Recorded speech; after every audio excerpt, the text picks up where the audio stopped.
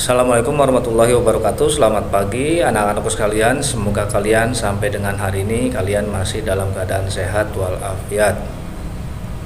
Jangan lupa berdoa, kemudian isi daftar hadir yang sudah Pak Guru sediakan. Baik, hari ini kalian akan belajar buku pena tema 1, subtema 1, pembelajaran 1 sampai pembelajaran ketiga tentang organ gerak hewan dan manusia. Silahkan dibuka buku penanya. Subtema 1 tentang organ gerak hewan. Kita perhatikan pembelajaran 1, alat gerak hewan dan manusia, muatan IPA. Alat gerak terdiri dari dua macam.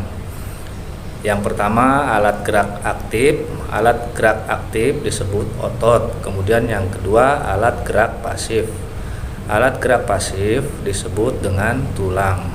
Bisa diperhatikan ada sebuah gambar tentang otot dan tulang. Kemudian berikutnya muatan bahasa Indonesia, pengertian ide pokok. Ide pokok merupakan inti atau dasar permasalahan suatu teks. Ide pokok dalam teks sering juga disebut pokok pikiran atau gagasan utama karena berisi gagasan dasar penulis. Bagaimana cara menentukan ide pokok? Yang pertama, baca teks dengan seksama secara keseluruhan. Kemudian yang kedua, carilah kalimat utama dari teks tersebut. Ide pokok biasanya dijumpai pada kalimat utama tersebut. Ini ada sebuah contoh teks, judulnya Gurita.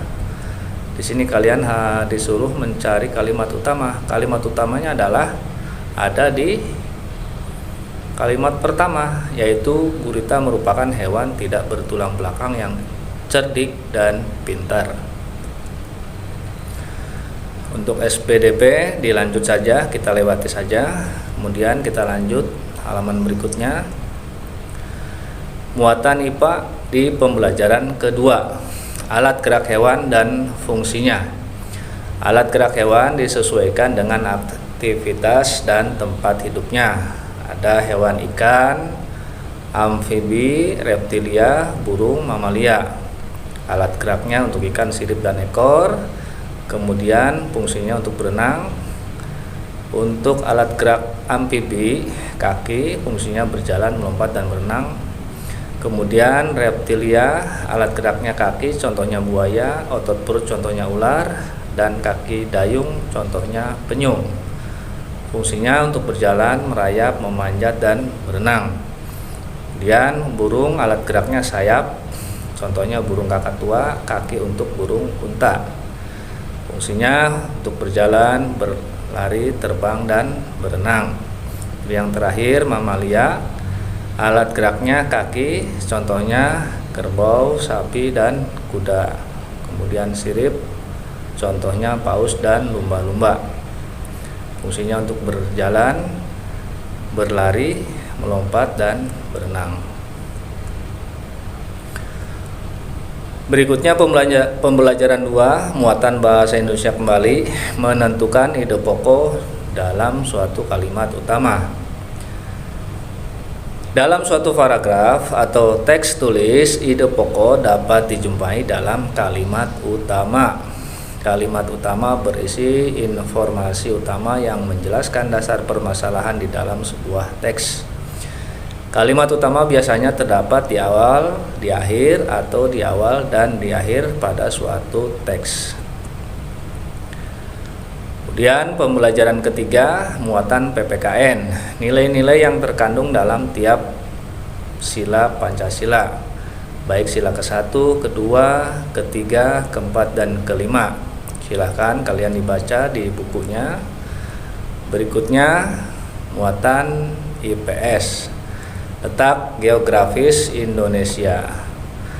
Letak geografis adalah letak suatu wilayah yang dilihat dari kenyataannya di permukaan bumi.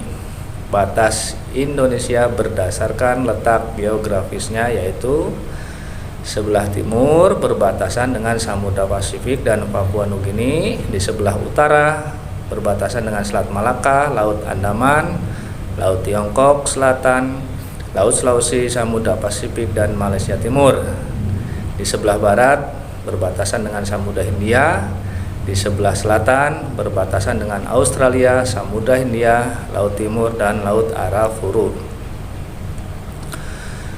Letak astronomis adalah letak suatu wilayah yang dilihat dari posisinya di garis lintang atau garis bujur. Kemudian apa yang dimaksud dengan garis lintang? Yaitu garis hayal yang melingkar secara mendatar di permukaan bumi. Kemudian garis bujur adalah garis yang menghubungkan kutub utara dengan kutub selatan. Ini kalian harus perhatikan, letak astronomis Indonesia adalah 6 derajat lintang utara, kemudian 11 derajat lintang selatan, dan 95 derajat bujur timur sampai 141 derajat bujur timur. Kemudian muatan bahasa Indonesia di pembelajaran ketiga ada kalimat utama dan kalimat penjelas. Selain kalimat utama dalam suatu paragraf atau teks terdapat kalimat penjelas. Kalimat penjelas berisi informasi tambahan untuk menjelaskan lebih rinci hal-hal yang disampaikan pada kalimat utama.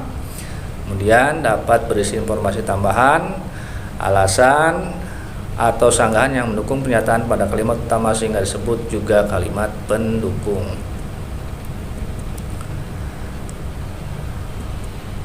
Silakan, ada sebuah contoh di sana, serangga menggunakan 6 kakinya untuk bergerak. Nah, itu disebut sebagai kalimat utama.